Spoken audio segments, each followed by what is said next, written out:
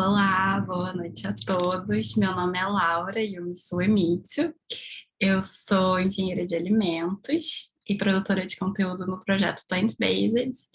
E hoje eu vou falar um pouco sobre os alimentos plant-based, da onde que eles surgiram, por quê, né? Qual a motivação desse setor estar crescendo tanto. Então, eu vou compartilhar aqui a minha tela com vocês, que eu tenho alguns slides para passar, começar a apresentar aqui. Bom, primeiro eu queria agradecer muito à professora Júlia e toda a organização do Simpósio de Ciência e Engenharia de Alimentos da UFMT. Muito obrigada pelo convite. E hoje eu vou falar sobre alimentos plant-based, como, quando e por quê, né? Então, como que eles surgiram, quando, por quê, né? Quais os motivos por trás desse crescimento, desse segmento que é tão grande. Meu nome é Laura Semita, eu sou engenheira de alimentos, mestre em tecnologia de alimentos e produtora de conteúdo no projeto Plant Based, na página no Instagram.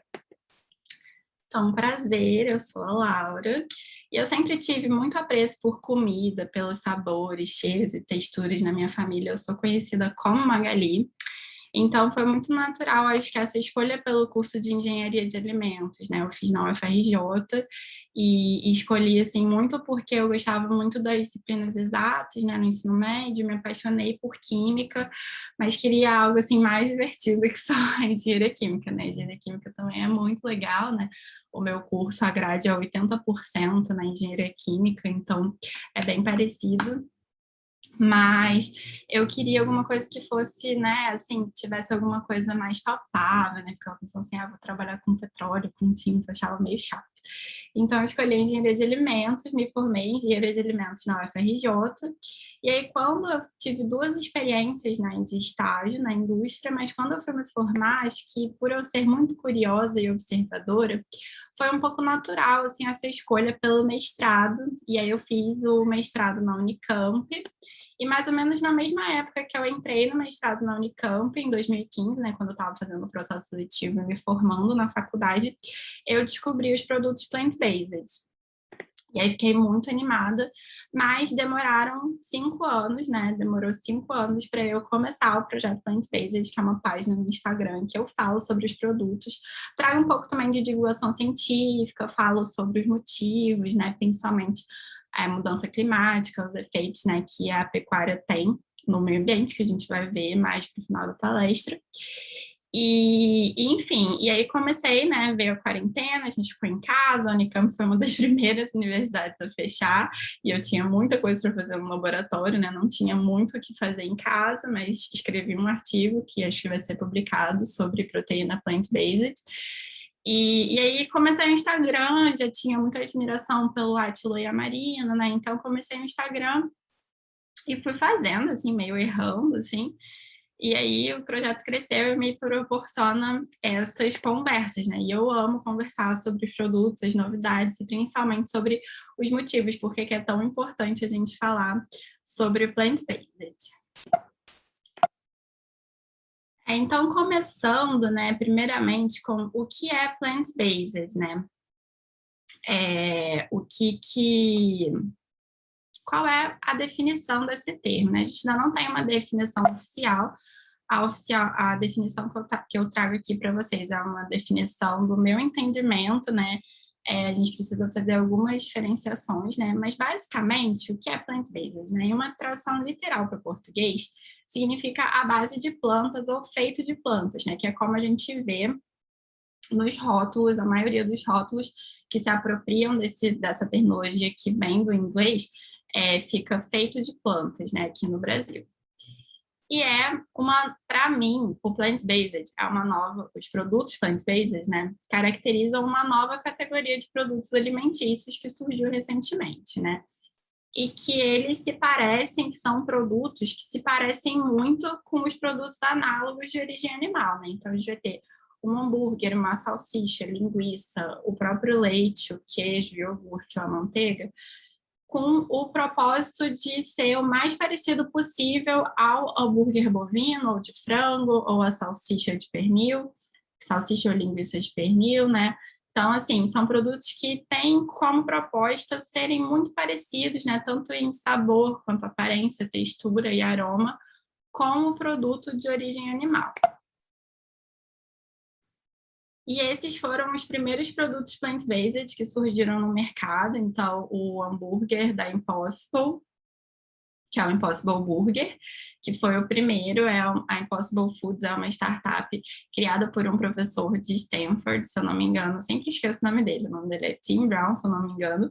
E ele é professor de bioquímica, e ele que teve esse insight de que a pecuária realmente não ia ser mais viável nos próximos anos e que a gente precisava, ao invés de tentar convencer as pessoas a diminuírem o consumo de carne, substituindo por vegetais, né, por legumes, verduras e hortaliças, a indústria tinha que dar uma alternativa que fosse, tipo, muito parecida com a carne, né, porque é a única forma de uma pessoa que não é vegetariana, que não é vegana, querer fazer essa mudança seria se você entregasse, né, o mesmo sabor, a mesma textura, tudo muito parecido com o produto de origem animal. Então, ele escolheu, né, a Impossible, começou com o Impossible Burger, porque nos Estados Unidos, né, eles são americanos, então nos Estados Unidos eles consomem muito hambúrguer, então eles começaram com esse produto. E aí, logo assim, né, eles são lá da Califórnia, Vale do Silício, né, em que eles têm né, esse empreendedorismo assim já na veia, né? Então, eles são muito acelerados. E aí já foram surgindo outras empresas, né? Como a Beyond Meat, com o Beyond Burger, e eles que começaram a se apropriar desse termo, né? E colocaram nas embalagens, como a gente pode ver aqui, né? Plant-based patties, por exemplo. E aí a Beyond Burger também, a Beyond Meat também veio com o hambúrguer para competir com a Impossible Foods. E aí começaram a surgir diversos produtos, assim, tipo, muitos e muitos produtos. Então, chegou a versão, né? Ah, a gente fez um hambúrguer, agora eu vou fazer a versão da carne moída, né? Então, a bandejinha de carne moída. Aí já veio, né, os chicken fingers, né? Tipo, as tirinhas de frango plant-based, né? Então, ovo plant-based, a gente tem a Just, que é uma super startup, essa Earth Island também, que no Brasil a gente já tem também, né, toda a parte de laticínios, né, iogurte, o próprio leite, aqui esse Oatly é de aveia, aqui a gente tem uma manteiga que é feita à base de óleo de avocado, o queijo, né, para a gente colocar nas pizzas, então mussarela, que é como se fosse uma carne de porco, e a linguiça, né, que a gente tem aqui no Brasil também, e aqui também, se eu não me engano, são bebidas lácteas. Aqui tem outros produtos também, como o iogurte, o mac and cheese, que também é bem clássico nos Estados Unidos, outra salsicha aqui, que é bem interessante essa, e toda uma variedade incrível de leite, né? Porque inicialmente a gente tinha mais o leite de soja, né? A gente teve essa fase do leite de soja, que a gente teve o ADES, e aí agora a gente começou a ter uma incrível variedade, né? Então a gente tem leite de avelã, leite de castanha de caju, leite de aveia, que está chegando aqui no Brasil também, leite de coco, de amêndoa, esse aqui eu não sei de que é esse Ripple, preciso pesquisar. Flax Milk, que é de linhaça e de macadâmia. E essa linha aqui, né, tem um de amêndoa, mas a maioria é feita a partir do coco. Então, são leites que têm uma proposta diferente do leite de soja, né? Assim, tem uma proposta de ser bem natural, né? Enfim, mas eles também não são tão parecidos quanto o leite de vaca, né? Então, é uma proposta de ser à base de um ingrediente de origem vegetal. Aqui a gente vai ter os queijos, e aí quando a gente já entra nessa categoria de laticínios, eles precisam entregar, né, essa similaridade com o análogo de origem animal, né? Então os queijos, né, a maioria desses queijos aqui, eles precisam derreter, né? Porque o derretimento é uma coisa que é meio que exclusiva do queijo de origem animal, porque tem a ver com as proteínas, né, com as caseínas. Então, o objetivo aqui desses queijos o objetivo principal desses produtos é derreterem, então eles são feitos assim nesse formato para você colocar no hambúrguer, aqui tem até a foto, né, do grilled cheese, né, do queijo quente, que eles também adoram lá nos Estados Unidos. E aqui a gente tem, né, outros tipos, né, manteiga, sorvete, né, todos esses tipos de produtos feitos, né, aqui é o creme de leite, especificamente é, produzidos com ingredientes de origem vegetal para terem esse rótulo para terem essa denominação de plant-based. E aí, gente, não teve jeito, né? Até as grandes empresas, até as grandes multinacionais precisaram correr e se dedicarem a entrarem nesse mercado, né? Então, a Unilever, que é uma gigante, tá aí com vários tipos de produtos, né? Então, aqui no Brasil a gente já tem aqui esse Magnum, eles chamam de Non-Dairy Classic, mas aqui no Brasil eles chamam de vegano, né? O Magnum vegano, a maionese Hellmann's também, vegana, a gente tem aqui. Ben Jerry's vegano, a gente também tem. Lá eu acho legal, né, que eles chamam de non-dairy, né, não é nem plant-based, é non-dairy, mas aqui eles chamam tudo de vegano. E recentemente, eu nunca vi no mercado, mas recentemente chegou também a The Vegetarian Butcher, aqui no Brasil. Eles fizeram uma super entrada de lançamento, com eventos em restaurante no Rio e em São Paulo, mas eu não cheguei a ver no mercado, assim, para vender, né, no mercado que eu frequento não tem. Então, por que que esse termo plant-based ele é tão utilizado e tão importante assim, né? Porque ele já vem causando, né, uma perturbação no mercado de carnes, né? A gente vê aqui, né, que nessa matéria desse site, né, US Intelligence, que é um site de pesquisa de mercado americano, eles falam, né, o apetite em crescimento, né? Então, essa demanda pelos produtos plant-based vem perturbando o mercado de carnes, né? Então, em 2019, a gente já estava vendo, né, que lá fora, né, no mercado internacional, esses produtos eles já estavam no mercado há uns 4 anos, ou 3 anos, né? Porque, se eu não me engano, o Impossible Foods começou a ser desenvolvido em 2015 e chegou no mercado em 2016. E aí, nesses 3 anos, o mercado já foi sofrendo esse impacto, né? O mercado de produtos carnes. E por que isso, né? Porque o plant-based é tão assim, né? Porque a gente vê uma preferência do consumidor por esse termo, né? Porque, então, essa outra matéria aqui desse jornal de Oregon fala assim, né? Isso é de 2019 ainda, né, gente? Mas se mantém até hoje. Vegan is out, né? O veganismo, né? O termo vegano está fora.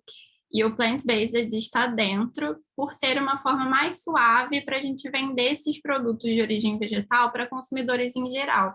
Então, aquele consumidor que não gosta de um produto vegano, que acha que um produto vegano vai ser ruim, vai ser sem graça, não vai ter sabor, vai ter um retrogosto, né? Vai ter um sabor ruim no final.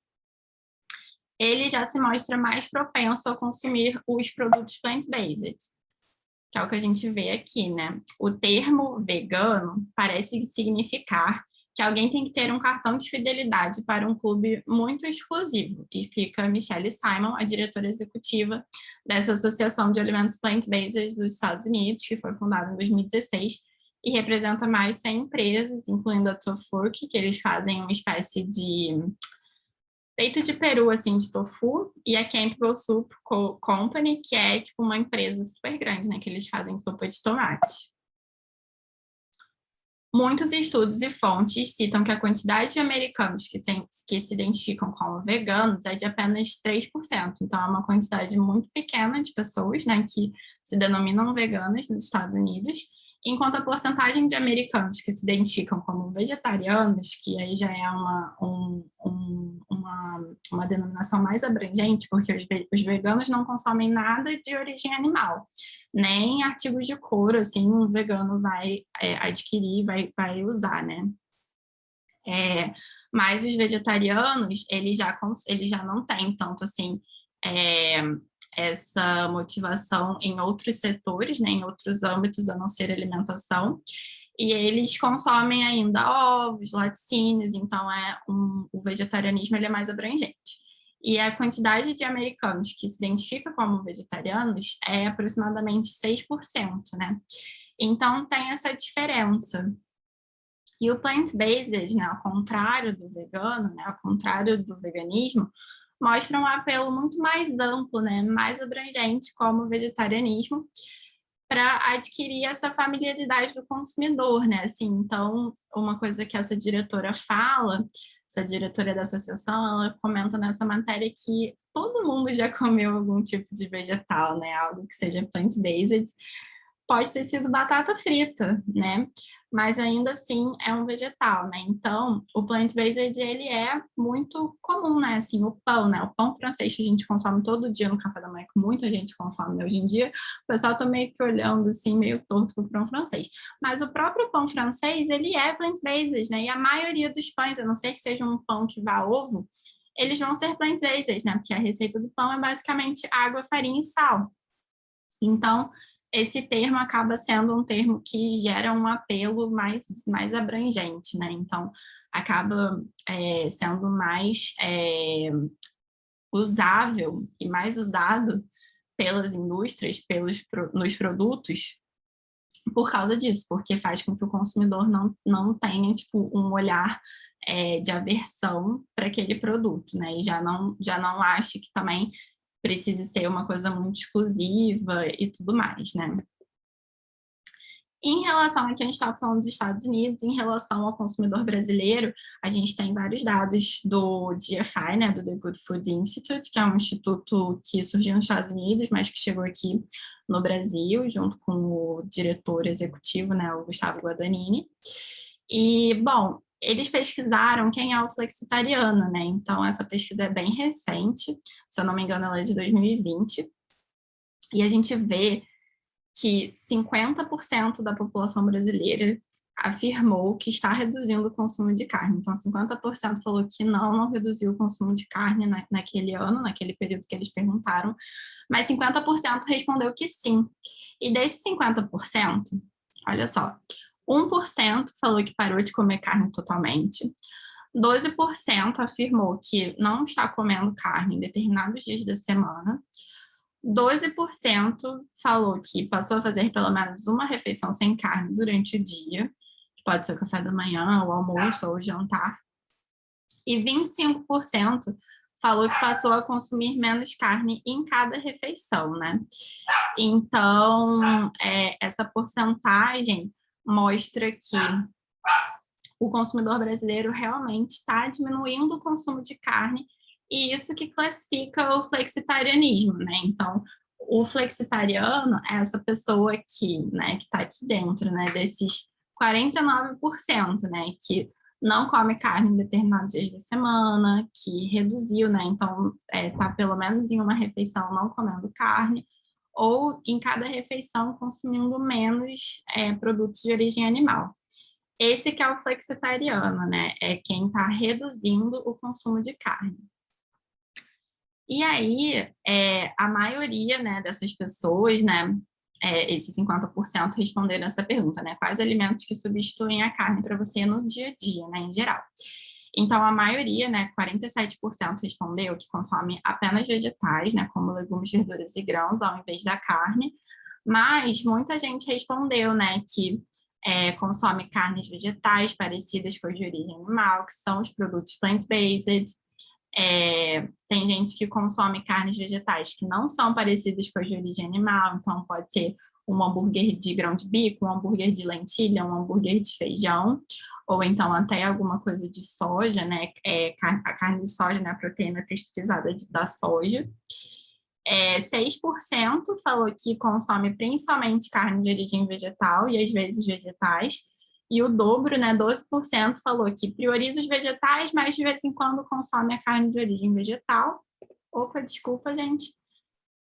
E 16% falou que isso não me preocupa, provavelmente é aquela galera que está comendo arroz, macarrão e batata frita. Nada contra carboidrato, tá, gente? Eu amo, consumo, mas também consumir, assim, né, diariamente, todos os dias, né? Arroz, macarrão e batata não dá, né? Tem que complementar essa alimentação para ter os outros nutrientes. Então, muito dessa movimentação do mercado se deve a esse cara aí da foto, que é o Marcos Leta. O Marcos Leta, ele fundou a do Bem, ele trabalhava no mercado financeiro e aí ele resolveu empreender e ele começou empreendendo, né, como um bom carioca. Ele frequentava muitas casas de suco aqui do Rio de Janeiro E ele criou esse suco, né, que era feito 100% com suco de fruta. Então, ele fez um produto totalmente disruptivo, porque até ele chegar no mercado, a indústria só produzia néctar, né, que tinha uma porcentagem de água até alta, né, assim, uma baixa porcentagem de suco. Então, ele que criou, assim, né, esse suco de caixinha que é só fruta. E aí a empresa dele foi comprada por uma gigante, né, da bebida, vou falar que foi a Ambev, vai. Aí eu fiquei sabendo recentemente, né, que a Ambev mantém o sócio fundador, né, a pessoa que criou a ideia dentro ali do negócio durante 5 anos. Então ele ficou 5 anos ali na Ambev aprendendo muito, né, e acho que ele já tinha esse lado visionário. Ele investiu numa empresa de atum, que inclusive, né, iremos ver aqui que foi o último lançamento da Fazenda Futuro, atum plant-based. E aí eles desenvolveram o Futuro Burger, que me lembra muito, nunca provei o Impossible Burger, mas me lembra bastante, né, pela identidade visual, pelo conceito e tudo mais. Então, eles criaram esse hambúrguer, o The Good Food Institute, que eu já citei antes, ajudou no desenvolvimento desse produto. E eles fizeram uma coisa assim, eles usam bastante o design thinking, né? Para quem quer trabalhar com desenvolvimento de produtos, o design thinking ele está sendo bastante discutido. Acabei de terminar o meu curso de design thinking recentemente, eu fiz na Tacta Food School, para quem quiser fazer o curso de lá, vai abrir uma turma agora, depois eu mando o link para quem quiser. E aí eles fizeram, né, assim, uma coisa muito arriscada, porque eles lançaram um produto no mercado e aí pegaram vários insights e essa já é a terceira versão. Nessa versão 2030 do hambúrguer já é a terceira versão que eles lançam. Eles lançaram uma outra anteriormente. Agora eles já lançaram uma versão defumada. Eu tô louca para provar essa versão defumada do Futuro Burger.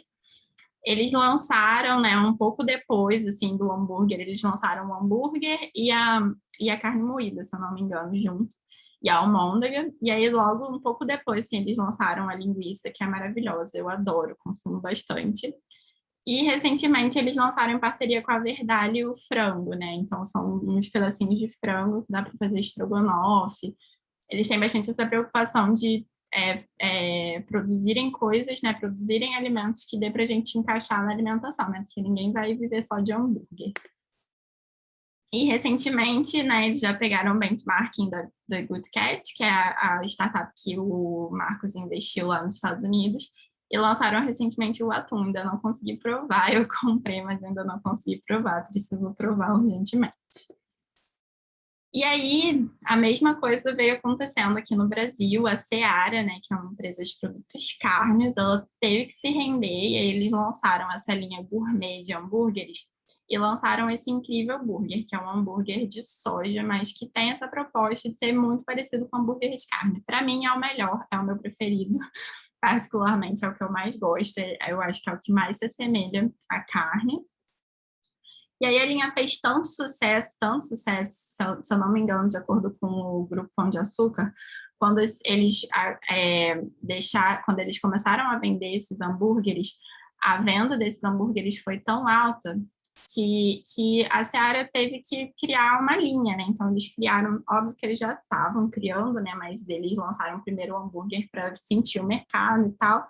Mas eles vêm lançando vários produtos, né? Então eles lançaram o quibe, além desse hambúrguer, tem um hambúrguer que é sabor frango, né? Como se fosse hambúrguer de frango. Alguns pratos prontos, né? Como esse incrível oriental, o escondidinho, o empanado, que se assemelha ao nuggets. Aí eles lançaram o frango também, né? E fizeram uma parceria com uma confeitaria de São Paulo e lançaram a coxinha com frango vegetal. Em seguida, né, vieram esses lançamentos que eu adoro, que é a isca de peixe e o pernil desfiado. A isca de peixe é surreal, gente, sério, provem, é muito boa. E o pernil eu já cheguei a comprar, mas eu não consegui experimentar. Mas, enfim, é muito, muito, muito bom. E eles fazem essa propaganda dessa biomolécula, né, que é teoricamente o que eles descobriram que dá o sabor de carne e a textura de carne ao produto. E aí, o lançamento mais recente deles é mais ou menos nessa pegada da Fazenda Futuro, lançar esses produtos que você consiga. Eu aparentemente não gostei, eu pessoalmente não gostei muito Aparentemente não. Pessoalmente, eu não gostei muito da aparência, né? E vem, assim, tipo, bem aberto, assim, né?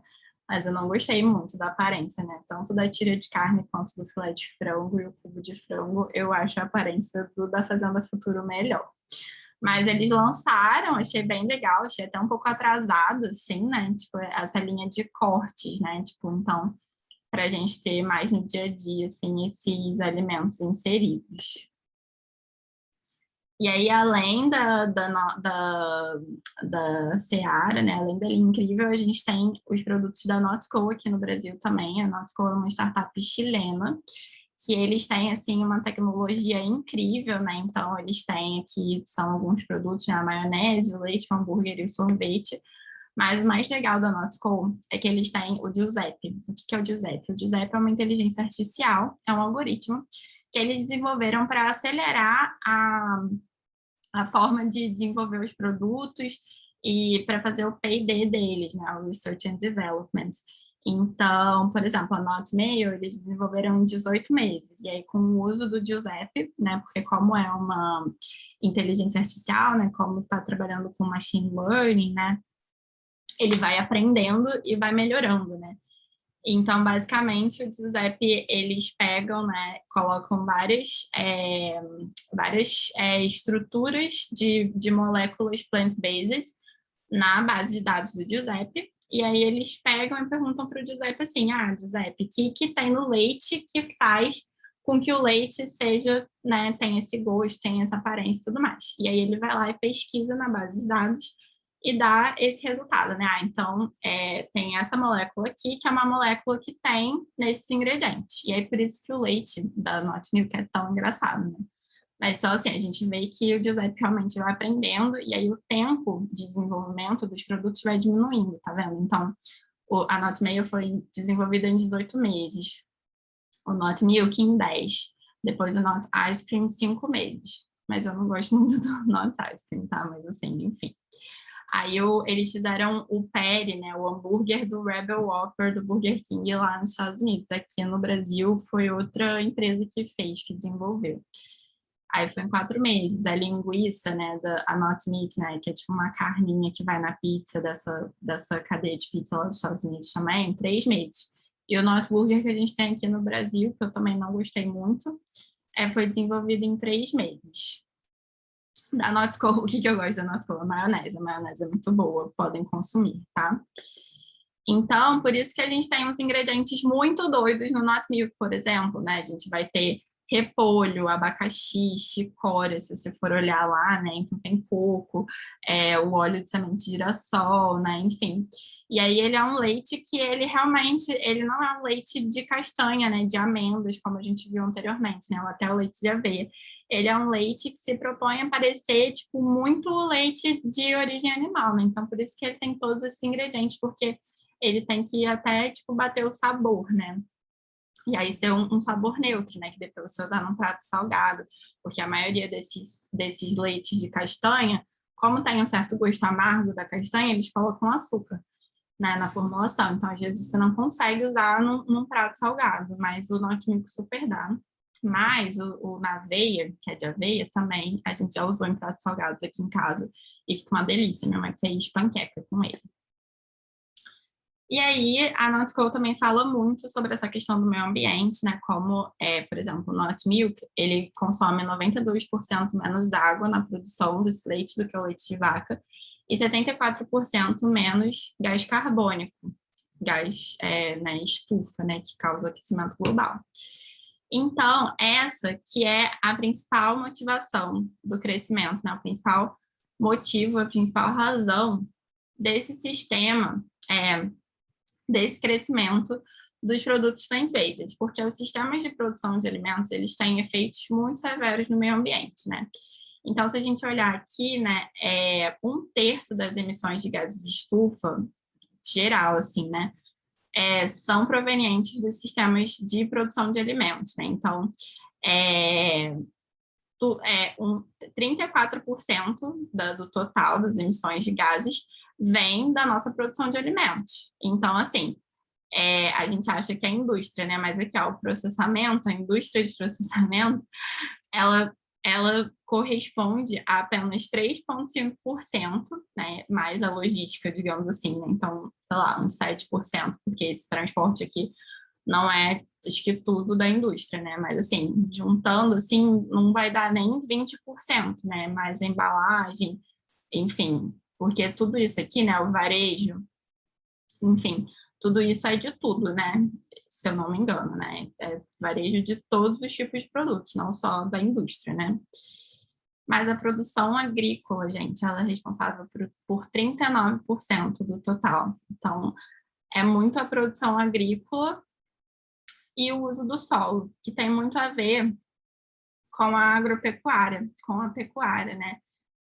Então, aqui, né, a produção agrícola, né? Emissões da aplicação de fertilizantes, o metano, né? Então, agora na COP26, a gente viu que os países se comprometeram a reduzir em 30% as emissões de metano. E o metano vem basicamente da digestão do gado, né? Então, da fermentação entérica dos bois. Então, é isso, né? Então, tem é, emissões do manejo do pasto, né? Então, assim, o uso de combustível de pesca. Então, a agropecuária, ela é a principal, não vilã, não quero usar essa palavra, né? Mas é a principal responsável pela emissão de gás de efeito estufa que causa aquecimento global. Então, a gente precisa mudar, né, esse nosso sistema de produção de alimentos. E principalmente, assim, desculpa os carnívoros, mas assim, quando a gente vê, né, esses gráficos de emissões de gases estufas por 100 gramas de proteína, a gente precisa principalmente diminuir a quantidade de carne bovina que a gente consome.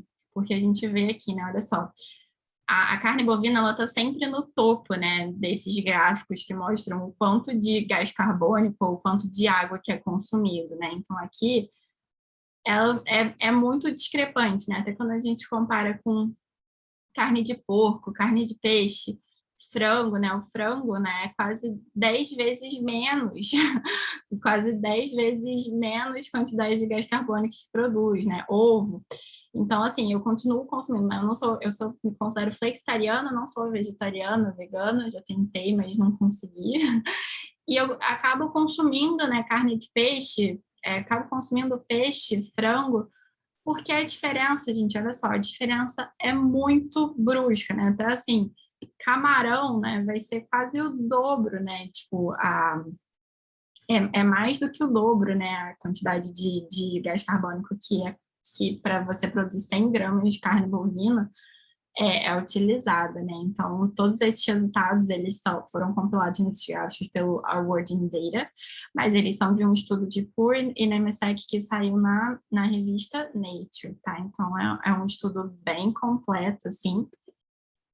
E aqui a gente tem, né, ao longo de toda a cadeia, novamente, né, a carne de vaca, ela aparece aqui, né, o chocolate aparece aqui em cima também, né, tipo, essas são as emissões por toda a cadeia, né? E basicamente o principal gás é o gás da produzido, né? Tipo, pelas vacas, né? A produção de metano aqui, tá vendo em marronzinho, que tem até aqui embaixo, né? Metano, não sei como pronuncia, gente, foi mal. De vacas, né? E a conversão e tudo mais, tá? E aí entra também a questão da água. Quando a gente está falando de água, a carne bovina também é a que tem a maior pegada hídrica, né? Pegada hídrica é a quantidade de água que a gente usa para o volume, né, de água que a gente usa para produzir 1 quilo de alimento. Então, assim, né? É muito discrepante, né? 132 litros para você produzir 1 quilo de batata e 17 mil litros para produzir 1 quilo de carne. Então, é uma diferença muito exorbitante. E aí, quando a gente vê o frango também, né, mesmo assim, né, são 15 mil litros, né, 14 mil litros de diferença aqui. E aí a gente também vê que esse consumo de água é muito exagerado. Aqui tem um outro gráfico, né, que tem. Então, aqui os diferentes tipos de carne, né? Cordeiro já diminui bastante, né? Vitela é o boizinho novinho, né? O filhotinho. Então, esses dados são da FAO e da Virtual Water, tá? E aí a gente tem que a pegada hídrica, esse dado eu não sabia, né? Tentei agora. A pegada hídrica da comida representa 70% do gasto de água em termos mundiais. Então, tudo que a gente gasta de água para produzir comida é, é, é correspondente a 70% do gasto de água mundial. Não sabia disso. Mas além da questão de... Então, aqui, né, na segunda sem carne, né, quando a gente sugere que você fique nesse movimento, né, é sugerido que você fique um dia sem consumir nada de origem animal, né, sem carne, principalmente, a gente consegue poupar 24 metros cúbicos de terra, 24 metros quadrados, desculpa, gente, de terras, deixa de emitir 11 quilos de gás carbônico, poupa 8 quilos de grãos, né, que esses grãos que seriam dados pro gado pode ser consumido pelos humanos, e a gente economiza 60 litros de água dos reservatórios de água doce em um dia sem carne. Imagina uma semana, um mês, enfim. E além de tudo isso, a gente viu agora com a pandemia que essa criação de animais, né, tipo, essa criação tão intensa, né, esse convívio intenso dos animais muito juntos, muito próximos, e essa proximidade dos seres humanos com os animais faz com que aumente essa possibilidade, a probabilidade do surgimento de novos tipos de vírus e outras epidemias e pandemias, como foi a pandemia de Covid-19, né? A gente já sabe que tem muita relação com o fato de os chineses terem esse contato com os animais selvagens, né? Os animais, enfim, que não deveriam ser consumidos, né? Então, essa mistura acabou fazendo com que houvesse o surgimento do coronavírus, né? Mas a gente precisa ficar atento, né? E informar a nossa família, né? Que isso não tem nada a ver com a transmissão do Covid, né? Então, não há nenhuma evidência de transmissão de Covid-19, da doença, devido à ingestão de alimentos contaminados. Não tem a ver com isso. É mais assim, quando os animais estão ali muito juntinhos, né, na produção de, por exemplo, de frango, eles ficam confinados num ambiente pequeno, com condições, assim, críticas. Esse é um ambiente perfeito para um vírus surgir. E aí, quando o ser humano, né, entra em contato, mas não por alimento, né, entra em contato mesmo no abate, né, no manejo desse animal, aí a gente pega o contato com o vírus e é assim que surgiu, né, a gripe suína, a gripe aviária, enfim, H1N1, é assim que surgem esses vírus, né, mas não tem relação com a ingestão de alimentos contaminados, tá? Então aqui eu até trouxe as figurinhas da OMS e da FAO que mostram que a comida ela não é conhecida por transmitir o Covid-19 e tanto alimentos locais quanto importados são seguros para a gente comer, né? É o que está dizendo aqui nessa primeira imagem. E a comida também ela não é conhecida por transmitir o Covid-19, então aproveite a comida, gente, para manter a sua saúde física e a sua saúde mental, porque a comida está muito relacionada também com a nossa saúde mental, tá? E aí, agora, só para fechar, eu vou trazer aqui alguns dos desafios do mercado plant-based e as perspectivas, né, para quem quiser trabalhar com isso, desenvolver alguma pesquisa ou ir para a indústria. Basicamente, acho que o principal gargalo, né, a principal dificuldade, assim, do uso de proteína vegetal é o processo de obtenção do isolado proteico, né? Por quê? Porque como a gente tem a parede celular nas células vegetais, lembrando aí a disciplina, né? Que não sei se vocês já fizeram, mas enfim, lembrando a disciplina lá de biologia vegetal. As células vegetais, elas têm essa parede celular, que é basicamente composta de celulose, e aí, para a gente quebrar essa parede é muito mais complicado, né? Então, esse processo ele tem um rendimento menor, né? E a gente usa muito mais energia, então o processo ele fica mais caro. E aí é muito difícil a gente produzir um isolado de proteína com rendimento acima de 50%, né? Que é o que seria ideal para um processo industrial. E aí, muitas matérias-primas, né? Além disso, né? Por causa, né? Essa é uma das dificuldades, né? De se produzir um isolado com rendimento mais elevado. Mas, além disso, muitas matérias-primas proteicas que vêm sendo utilizadas pela indústria de alimentos, elas não são cultivadas aqui no Brasil, né? Elas até poderiam ser, mas elas não são tão cultivadas aqui no Brasil, o que faz com que a gente tenha que importar esse isolado proteico lá de fora. Então, isso faz com que o produto fique muito caro. Então, isso também justifica o preço, né, do produto final, que vai ser o produto plant-based, né? Porque a matéria-prima é muito cara. Além disso, né, a composição em aminoácidos das proteínas vegetais, ela não possui todos os aminoácidos, assim, as proteínas vegetais, elas possuem todos os aminoácidos essenciais, mas em uma quantidade muito abaixo do que a gente precisaria para ter uma alimentação saudável, né? Para ter o metabolismo funcionando corretamente, né? Porque como a gente não produz esses aminoácidos no nosso organismo, a gente precisa obter eles de fontes, né, de alimentos, mas como essa quantidade é muito, como o teor desses aminoácidos é muito baixa, a gente sempre recomenda, né, os nutricionistas sempre recomendam a gente combinar duas fontes de proteína para a gente obter as quantidades necessárias, né, desses aminoácidos essenciais. Então, a combinação mais clássica, que a gente já tem muita familiaridade, é o arroz e feijão. E aí, esse combo faz com que a gente tenha uma combinação nutricional efetiva, né? Então, que vai realmente suprir o nosso organismo com esses nutrientes. E, além disso, né, a gente também tem, um pouco por causa dessa questão dos aminoácidos, a gente também tem o fato de que as propriedades funcionais das proteínas vegetais, né, que vão ser capacidade emulsificante, capacidade de solubilidade, né, a gente vai ter uma limitação dessas proteínas vegetais.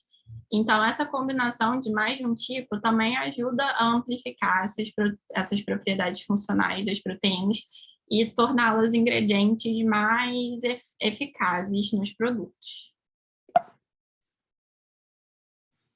E a gente também pode utilizar, né, que é a minha linha de pesquisa no doutorado, né, então a gente pode usar tecnologias e processos para o melhoramento dessas proteínas vegetais e das suas propriedades funcionais. A gente pode usar alta pressão isostática, alta pressão dinâmica, que é a homogeneização alta pressão, ultrassom tem alguns estudos também, então tem várias tecnologias e vários processos que a gente pode utilizar para ter um impacto nessas propriedades.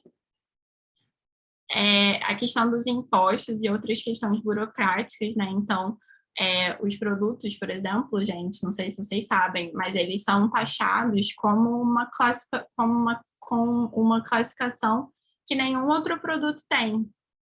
Então, eles entram lá como outros. Então, é um imposto super caro, né?